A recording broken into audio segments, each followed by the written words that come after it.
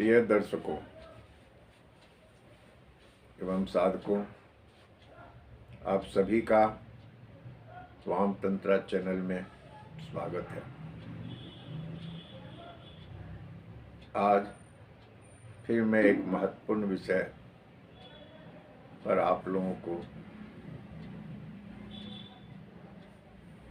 कुछ उसके बारे में बताने जा रहा हूँ। विषय बड़ा गंभीर है। विषय है डर और शंका। अधिकांश लोगों में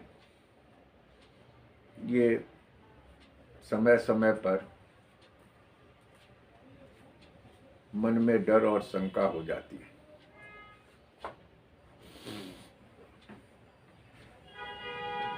जिंदगी के कुछ सफ़र कुछ समय ऐसे होते हैं जब डर और संशय आप में व्याप्त कर जाती है।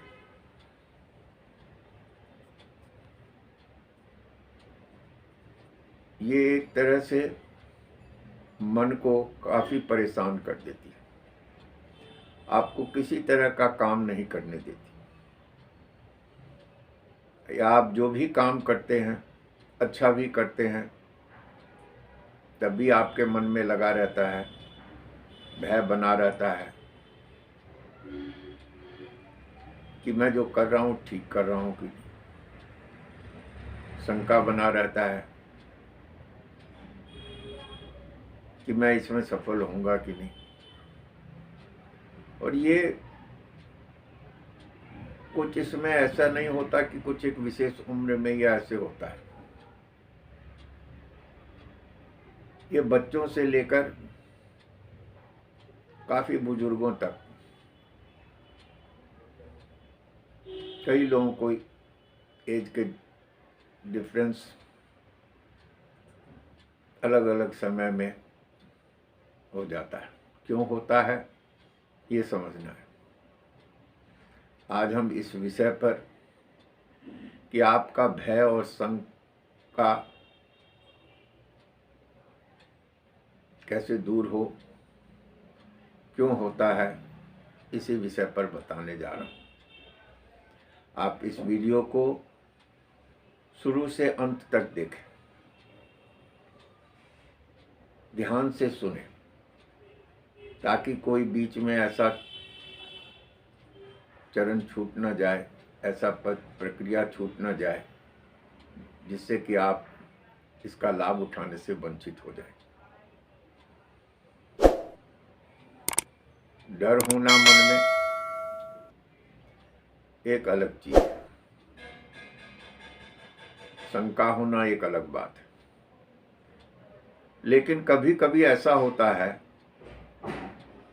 ये दोनों ही चीज आपके मन को घेर लेती है। ये बड़ा ही खतरनाक समय हो जाता है। कभी डर हो या कभी शंका हो, वो आसान होता है उसको छुड़ाना। लेकिन जब ये दोनों चीज सम्मिलित होकर आपके मन में व्याप्त कर जाता है, तो इसको हटाने में, दूर करने में एक समय भी लगता है और जातक कष्ट भी बड़ा भोगता है उस समय में, जब तक ये उसके मन में व्याप्त रहता है।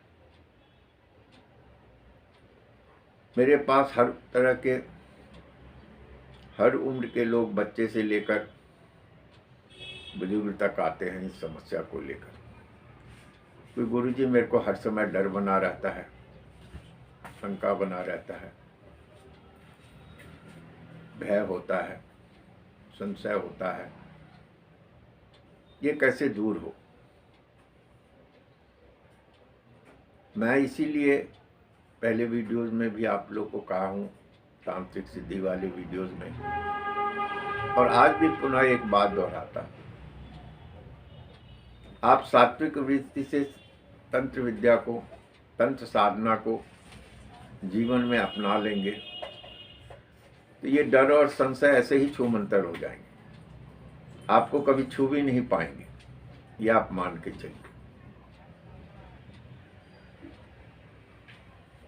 आप लोग तंत्र को एक सात्विक प्रक्रिया के रूप में अपनाएं, जिससे मैंने कहा हुआ है कई तरह की चीज, कई तरह के रोग, कई तरह की बीमारियां, मानसिक हो, शारीरिक हो, आर्थिक हो, कई तरह की कठिनाइयां स्वमेव दूर हो जाती है। लेकिन सबके बस की बात नहीं है उन चीज़ों को फॉलो करना, उन रास्तों पर चलना।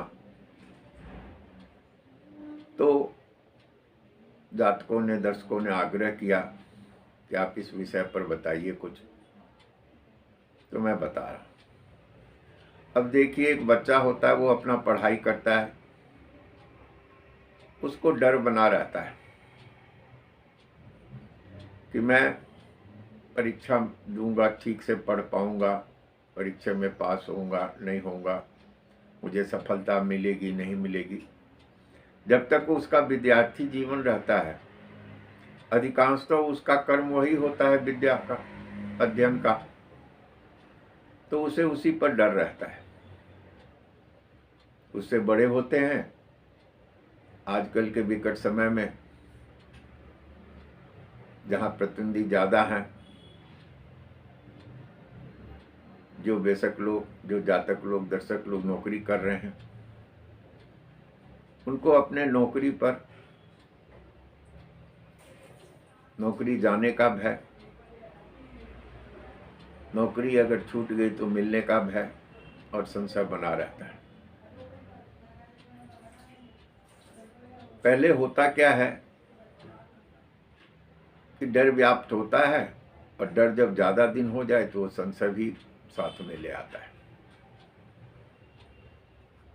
बुजुर्ग होते हैं, वो अपने स्वास्थ्य के प्रति सतर्क रहते हैं, उन्हें अपने स्वास्थ्य के प्रति डर बना रहता है, मन में संशय आ जाता है, ठीक होगा कि नहीं। कोई बीमारी हो उसको कुछ और समझ लेते हैं, छोटी सी बीमारी को गंभीर समझ लेते हैं। तो इस तरह हम देखते हैं जीवन के हर रूप में, हर समय में कोई न कोई, हर वर्ग के लोगों में डर और संशय बना ही रहता है। अब इसको दूर कैसे किया जाए? जो मन में भय व्याप्त हो गया आपको, जो संशय व्याप्त हो गया आपको, डर तो दूर भी हो जाता है, संशय एक बहुत बड़ी बीमारी है, जल्दी नहीं छोड़ता। अब डर क्यों होता है? क्योंकि आप मानसिक रूप से कमजोर हैं, और संशय एक भ्रम माया जाल है। जब आप उस माया जाल में लिपट जाते हैं, उस माया जाल को काटना, उससे बाहर निकलना बहुत ही मुश्किल हो जाता है। और जो जो समय बीतता है वो काफी कष्टकारी हो जाता है, उससे निकलना बहुत ही मुश्किल हो जाता है। इन सब बातों को लेके मैं एक शुद्ध सात्विक तांत्रिक प्रक्रिया, जो वाम मार्ग में हम लोगों ने कई लोगों को बताया है, जिसका लाभ कई लोगों ने उठाया है इस प्रयोग को करके। मैं पहले भी कह चुका हूँ, जरूरी नहीं है जिन्होंने मंत्र लिया हो, दीक्षित हो गुरु से, वही करे। जो न भी इस मार्ग में हो, थोड़ा भी सात्विक जीवन जीते हो, वो आराम से कर सकते हैं, बल्कि सभी कर सकते हैं। जो भी इस रोग से ग्रस्त, ये भी एक रोग है, डर और शंका, ये भी एक रोग है, वो इस प्रयोग को कर सकते हैं। अब इसका मूलभूत कारण थोड़ा हम समझ लें कि डर और शंका उत्पन्न कहां से होता है। ये आपके मन से, आत्मबल, जब आप आत्मा में समझने की कोशिश करोगे तांत्रिक प्रक्रिया द्वारा, तो ये तो मैंने जैसे कहा ऐसे ही डर और शंका दूर हो जाएगी। लेकिन आप जब इस मार्ग पे नहीं हो, आप भीतर अपनी आत्मबल को नहीं समझ पा रहे हो, मनोबल को स्ट्रांग नहीं कर पा रहे हो, मजबूती नहीं दे पा रहे हो, और समय पर ये आ गया, तो इसको दूर करना तो पड़ेगा ही। मुख्यतः अगर ज्योतिष के विचार से देखा जाए, आपके ग्रह गोचर के हिसाब से देखा जाए, तो आप पाइएगा कि चंद्रमा जिनका कमजोर होता है, दूषित होता है, उन्हें डर जल्दी होता है। उसके साथ साथ सूर्य भी कमजोर हो, मंगल भी कमजोर हो और राहु कुपित हो, तो संशय और शंका बना रहता है। जिनके कुंडली में सूर्य और मंगल, चंद्रमा बलिष्ठ होते हैं, अधिकांशतः उनको ये रोग नहीं व्याप्त होता है, ये रोग नहीं पकड़ सकता है। लेकिन जो इन ग्रहों के फेरे में रहते हैं, ये ग्रह उनको कष्ट दे रहे होते हैं, तो ये दोनों चीज उनको पकड़ ही लेता है। कई बार देखा गया है कि मंगल भी बलिष्ठ है, सूर्य भी बलिष्ठ है, चंद्रमा भी बलिष्ठ है, तब भी ये रोग व्याप्त होता है। क्या कारण है? फिर लोग सोचते हैं, हमारे पास आते कहते हैं कि किसी ने कुछ कर दिया, कोई जादू टोने का असर तो नहीं है गुरुजी इस पे। तो फिर उस दृष्टिकोण से भी आप देखते हैं तो कहीं ना कहीं उनकी कुंडली में राहु कुपित जरूर होता है। आप मान के चलें इस बात को।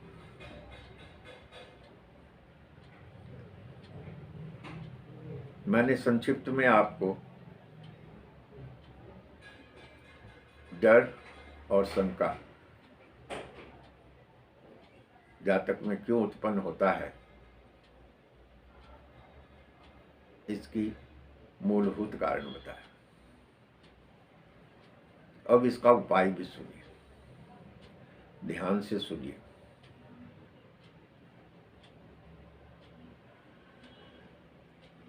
अब जैसे मैंने कहा, कोई भी उपाय करने से पहले 5-6 बातों का ध्यान रखना है आपको। सामग्री, स्थान, समय, आसन एवं योग। आप इस प्रक्रिया को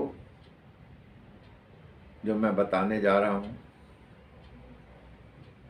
शुक्ल पक्ष की किसी भी सोमवार को, अगर उस दिन पूर्णिमा हो, दशमी हो, पंचमी हो तो अति उत्तम है, उस दिन से शुरू कर सकते हैं। देखिए, मैं जितना भी प्रयोग बताता हूं, ये स्वयं सिद्ध प्रयोग से और सात्विक प्रयोग है। आप इनको पूर्ण विश्वास, आस्था के साथ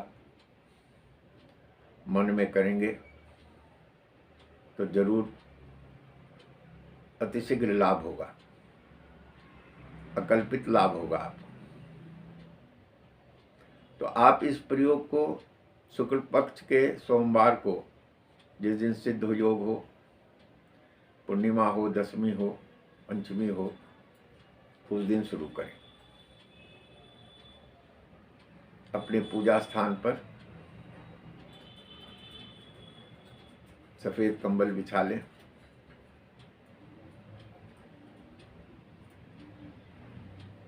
रात्रि के 10 से 12 के बीच में करें ये समय हुआ। स्नान ध्यान करके पवित्र होकर कोशिश करें सफेद वस्त्र पहन लें, रुद्राक्ष की माला ले लें।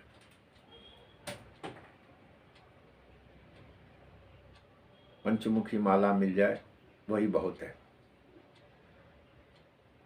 अपने पूजा स्थान पर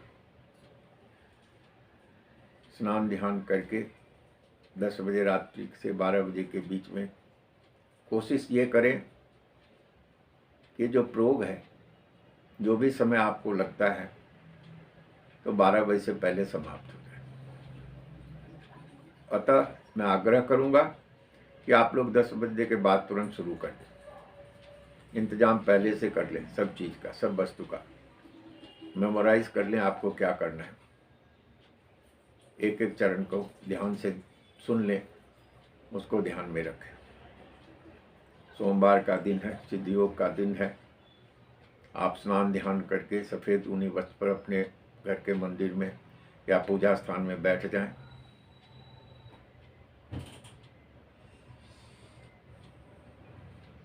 जल ले लें, अगर तांबे के लोटे में हो तो अति उत्तम, नहीं तो चांदी के लोटे में या पीतल के लोटे में भी आप ले सकते हो। शुद्ध जल लें। उसके बाद उस जल को अपने सामने रखकर अपने गुरु का, अपने इष्ट का ध्यान करें। जिनका गुरु है, इष्ट है, वो अपने गुरु इष्ट का मंत्र भी जप सकते हैं। जिनके गुरु वे नहीं है, दीक्षित नहीं लिए, वो कम से कम अपने इष्ट का, इष्ट का मतलब होता है जो देवी देवता आपको सबसे प्रिय हैं उनका ध्यान करें। जिनकी आप उपासना करते हैं उनका ध्यान करें। ऐसा कोई नहीं होता जिसका कोई न कोई इष्ट न हो। आप जो भी देवी देवता आपको प्रिय हैं उनका ध्यान करें, उनसे प्रार्थना करें और अपने मन में संकल्प लें, हे प्रभु, मैं जो अब प्रक्रिया करने जा रहा हूं, आराधना करने जा रहा हूं, उसको सफल कीजिए। अगर आप अपने लिए करते हैं तो अपने लिए, आप अगर अपने बच्चों के लिए, अपने परिवार के किसी व्यक्ति के लिए कह रहे हैं जो खुद नहीं कर सकता है, तो उसके लिए। जो खुद कर सकते हैं उत्तम वही होता है कि वो खुद करे। कोई रोगी है, नहीं कर सकता है, उस स्थिति में तो आप अपने परिवार के सदस्यों के लिए कर सकते हैं। अब आपने संकल्प ले लिया, समय पर बैठ गए, सूची से बैठ गए, सिद्धि योग में बैठ गए सोमवार को। अब आपने संकल्प ले लिया। अब ध्यान दें अपने अंतःकरण में, शिव जी का ध्यान करें और 11 बार ओम वाम देवाय नमः, ओम वाम देवाय नमः, ओम वाम देवाय नमः का जाप करें।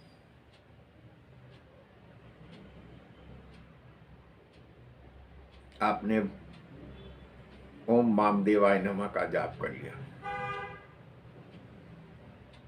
अब प्रथम आपने ओम वाम देवाय नमः का 11 बार जाप किया। अब चंद्रमा का मंत्र पढ़िए, ओम चंद्राय नमः। ये भी 21 बार पढ़िए, ओम चंद्राय नमः 21 बार, 21 टाइम्स। उसके बाद राहु का मंत्र पढ़िए 31 टाइम्स, ओम रांग राहवे नमः, ओम रांग राहवे नमः, ये 31 टाइम्स। ये तीसरा मंत्र हुआ। पुनः तीसरे मंत्र के बाद फिर जो चौथा चरण होगा, फिर वो पुनः वो चंद्रमा का मंत्र होगा 21 बार। ओम चंद्राय नमः। फिर उसके बाद जो अंतिम मंत्र होगा वो फिर 11 बार होगा, ओम वामदेवाय नमः,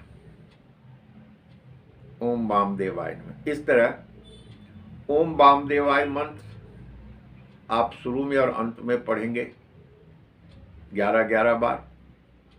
चंद्रमा का मंत्र ओम चंद्राय नमः दूसरे स्थान पर और चौथे स्थान पर 21-21 बार, और तीसरे स्थान पर जो बीच का मंत्र रहेगा वो राहु का मंत्र रहेगा, ओम रांग राहवे नमः 31 टाइम्स। आपने ये सारे मंत्र जाप कर लिए। अब जो जल आपके सामने है उससे अपने को सिक्त कर लीजिए, अपने पर जल छिड़क लीजिए, या जिनके लिए आपने पढ़ा है यह मंत्र, जिनके लिए प्रयोग किया है, जिनके लिए आपने अपने इससे प्रार्थना की है, उन पर छिड़क दीजिए। 21 दिन समय और स्थान बिना बदले हुए इन मंत्रों को दोहराइए और प्रयोग को दोहराइए। हर दिन जल लेके बैठना है आपको, जिस विधि से मैंने कहा वो करना है। अगर आपने अपने लिए कर रहे हैं तो अंत में उसमें से जल खुद पीजिए थोड़ा सा, या जिनके लिए अपने परिवार के सदस्य के लिए प्रयोग कर रहे हैं उनको थोड़ा सा पिलाइए, और बाकी जल किसी पेड़ में गमले में डाल दीजिए। कृपया पीपल में मत डालिएगा। आपने 21 दिन इसको दोहरा लिया। उसके बाद हर पूर्णिमा को अगर आप अपने लिए कर रहे हैं तो इस प्रयोग को दोहराइए, या किसी के लिए अपने सदस्य के लिए कर रहे हैं तो उनको दोहराइए। आप देखिएगा कि धीरे धीरे मन से डर, शंका ये सब हट जाएगा, आपका आत्म बलिष्ठ हो जाएगा, मन बलिष्ठ हो जाएगा।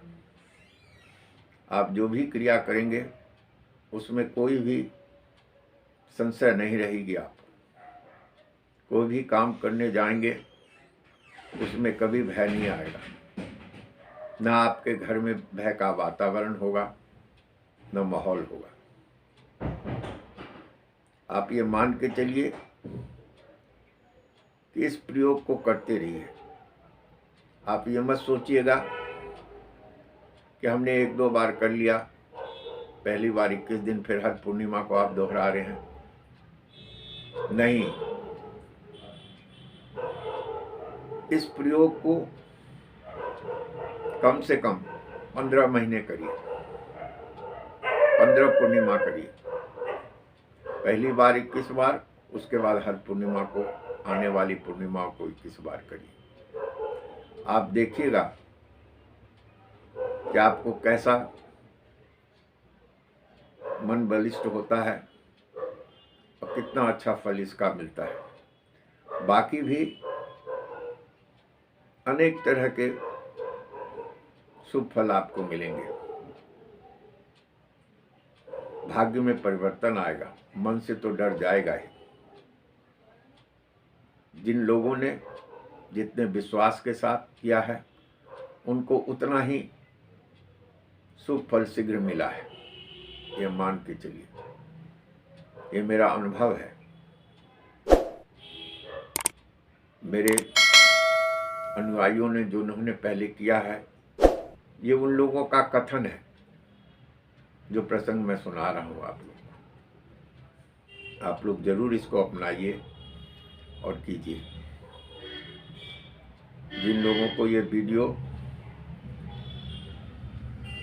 पसंद आए, अच्छा लगे, वो इसको लाइक कीजिए, इस चैनल को सब्सक्राइब कीजिए, और आगे भी मैं कई तरह के उपाय लेके आऊँगा, उसको सुन के लाभ उठाइए। अपने लोगों में, मित्रों में, सहपाठियों में इसका आसार प्रसार कीजिए कि लोग इसका लाभ उठा सकें। अंत में पुनः फिर एक बार कहूँगा, अपने घर के समाज के बुजुर्गों का ध्यान रखें, सम्मान करें, उनसे आशीर्वाद लें और एक अलौकिक लाभ उठाएं। जय वामदेव।